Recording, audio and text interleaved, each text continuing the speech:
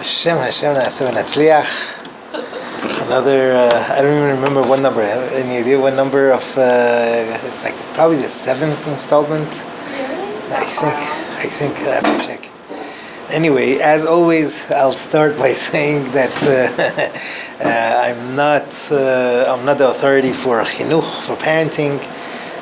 We're just learning the Sefer of Rav Wolbe together, and whatever it is, we'll blame it on Rav Wolbe, and we'll learn from what he teaches us. Zecher Tzadik Livracha.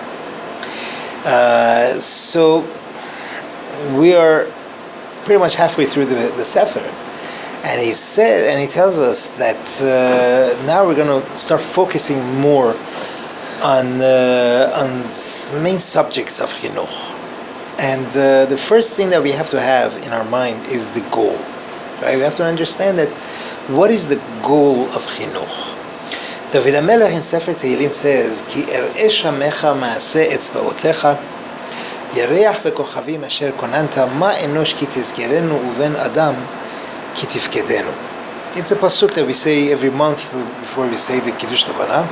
Say when I look at your skies, the handiwork of your fingers, Yareach ve'kochavim, I look at all the galaxies, I look at all the stars and the moons that you made. Then I come to think, Ma enosh ki tizkerenu, what is the human being that you will remember him? Uven adam ki tifkedenu, and a human being that you are going to think about. Pikadon, tifkot, is a very funny word in Lashon HaKodesh. It could mean to count, it could mean to appoint, it could mean to be missing, it could mean to leave a deposit. It's like all over the place. So David HaMelech looks at all these huge creations, like all the galaxies and all the universes, and he's wondering, the human being. What is the human being that HaKadosh Baruch Hu remembers and gives him a deposit? Tifkedenu, he's learning, is a language of a deposit. I mean, he gives him something to watch, right? To watch over. And what does Hashem give us as a pikadon, as a deposit? That's the child that we have. Our children, right? When we become parents, right? That's a sign of trust from Hashem, that HaKadosh Baruch Hu trusts the parent and gives them a child to watch over and to take care of. That's what it is. If a person says, I have kids, these are my kids, he says, Rav Wolbe says there's something wrong here, because the kids are not yours. They're not yours. They don't belong to you. They're not your asset, right? These children are given by Hashem, and we have to watch over them. That's our job. If a person thinks that I have children so that when I get old they'll take care of me, or I'm going to look at them, I'm going to be proud of them, that's why I have kids, I have nachas, as they say, that's not true. That's not the point here, right? That is not why Hashem gave us the children, right? Hashem gave us the children as a pikadon, as a deposit, and we need to take care of them properly with responsibility and being trustworthy, right? We're not going to take that deposit and use it and not take good care of it. So we mentioned before the foundations of chinuch, right? That there is semicha, there is growth, and there is building, right? That semicha means that when he just grows on his own, the child. Moshe Rabbeinu says in the beginning of Parashat Ha'azinu, Ya'arof kamatar likchi, tizal katal imrati, kis'irim ale deshe v'chirvivim ale esev. Right? Ya'arof kamatar likchi, that means my lessons shall come down like rain. Tizal katal imrati, will drip down my words like the dew. Okay. Then he says, Kis'irim ale deshe, there's going to be like downpours on the grass. Adeshe is okay, the tougher grass. V'chirvivim, like they'll come gently down on the plants. Okay, so the Torah from this pasuk definitely we see that the Torah is likened to rain, to irrigation, to water. So if the Torah is that rain that comes down and saturates the earth, then whatever is planted there, right, has to grow on its own, because the Torah will help it grow, right? So the same thing, if the child is a creature that needs to grow on its own, right, needs to have her own initiative, ability to grow, but my input here is that I could take this plant and plant it somewhere. To do whatever I can in my power, the child is going to grow. Whatever you do, the child, Be'ezrat Hashem, is going to grow and be healthy and good. But what can I do? What is my input as parents? I have to make sure that this plant grows properly, right? There is a plant here. My job is, the goal is that this child should grow, and the child should have his own initiative, right, in life. That he wants to grow to be, would want on his own to want to grow and be the proper good person that he should be, right? That means it's not me that's forcing, right? That the child wants to, desires to be good, based on all the things that we are going to input on the child. The Ramban says, there's a very beautiful thing that the Ramban says. This week is Parashat Vayetchanan. We say the first portion of Shema. Shema Yisrael, Hashem Elokeinu Hashem Echad, V'ahavta et Hashem Elokeinu until Uvish'arecha. Okay? And then next week, Parashat Ekev, we have the second portion of Shema. That's V'haya im shamoa tishma'u el misvutai, all the way until L'ma'an yirbu yemechem, v'yimevnechem al ha'adama asher nishba Hashem la'avotechem letil lachem. This week is Parashat Vayetchanan, next week is Parashat Ekev. So these two portions of Shema, one is in this week's Parasha, and the other one is in the next Parasha. The Parasha of Tzitzit is not even here, it's before. That was at the end of Parashat Shelach Lecha, at the end of the Parasha of the spies. So the Ramban says something amazing. It's so beautiful. He explains these two parashiot, these two portions of Shema, like this. In the first parasha, we say Veshinantam levanecha. You, parents or teachers, you shall teach Shinantam levanecha. Teach them to your children the Torah. Vedibarta bam. Right? Who is talking? Who is teaching? Either the parent, father, or the Rabbi. Right? They're the ones that are Veshinantam, they're teaching, and they are the same ones that are talking. V'dibarta, Hashem is talking to the teacher / father, that you are speaking. You're the one that's speaking. If you move to the next parasha, over there the same thing pretty much is said. It says, V'limatem otam et benechem. You shall teach the words of Torah to your children, ledaber bam. There is a difference here, subtle difference. You're teaching, but you're teaching until they are able to themselves talk in Torah. The first parasha was that you're talking. Second parasha is that they are talking. What does that mean? There are stages. In the earlier stages, you're the one that's talking. The father, the parent, you're the one that's talking. But that's not the goal.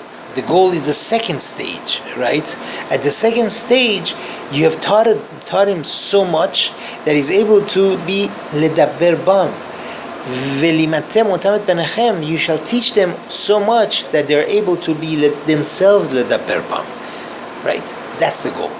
The goal is to make themselves sufficient, to teach them enough skills to have it that they themselves would want to, and they're able to do it on their own. He says it would be very sad if Chinuch would be in such a manner that we're choking the child and we're taking away all the desire that he would want, all that self-initiative that he would have to want to grow. Right? If we take that away from them, it would be sad. What helps them grow? Neshama. Give them neshama, right? You give them that feeling, that warmth, right? We can't forget that. You gotta bring your neshama into chinuch, right? When a person is all dry, like, there's no neshama there is no growth. There won't be growth. It's all like military style, everything has to be... There has to be a neshama. There has to be that soul, that smile, that warmth, that neshama. How do you build a person? It's just recapping, but adding more definition to what we mentioned before. The binyan is getting him used to doing things like that are set for himself, for life, right? Meaning putting him in a trend, putting him in a habit of doing mitzvot. Living the Jewish life, like there are certain things that are are given. There are certain halachot. Shabbat. He's not going to grow into doing the melachot of Shabbat. He'll grow into the spirit of Shabbat. But the halachot you have to teach, right? There is a halachot of tefillah. There is a halachot of berachot. You have to teach him. The spirit needs to be growing within that child, that he would want to. He would have the desire to understand it and to want to do it, and so on and so forth. Both of these together, that growth and the building, that is the neshama and the habit of the action of the mitzvot. This is chinuch. Now we're going to move to different stages that are important in this endeavor. Number one, our biggest responsibility from the day one or even before is the obligation of parents to pray for their children. To pray and pray and pray. Where do we learn this from? Kohen Gadol, right? We had it a few weeks ago in the parasha. Kohen Gadol, let's say someone kills someone unintentionally, right? Didn't mean to kill him, but killed him. What is the halacha? What is he supposed to do? We can't kill the guy. Poor guy, he didn't do it intentionally. He needs to go to exile to cities of refuge. We had 48 designated cities, plus another 4, I believe, right? They all add up. I think it was 48 altogether. We have 48 designated cities of refuge in Eretz Yisrael. They would have to run away to this city, go to that city, and he stays there, the Torah prescribes, until the Kohen Gadol dies. That's it. So, the Torah doesn't mention anything else. We know, and we ask, first of all, what is the connection between the life of the Kohen Gadol and the judgment of a person who killed unintentionally, right?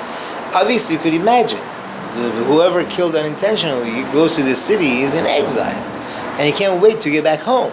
What does he do all the time? He's like, please God, kill the Kohen Gadol, like, He's not going to do with his family. I heard his family. Still, it's not his home. It's not where he grew up. Yeah, his family goes. His Rabbi goes even. Like, But still, like, and that's why it says in the Gemara that the mother of the Kohen Gadol will cook food for these people so that they won't pray that the Kohen Gadol should die. They will be comfortable. They won't.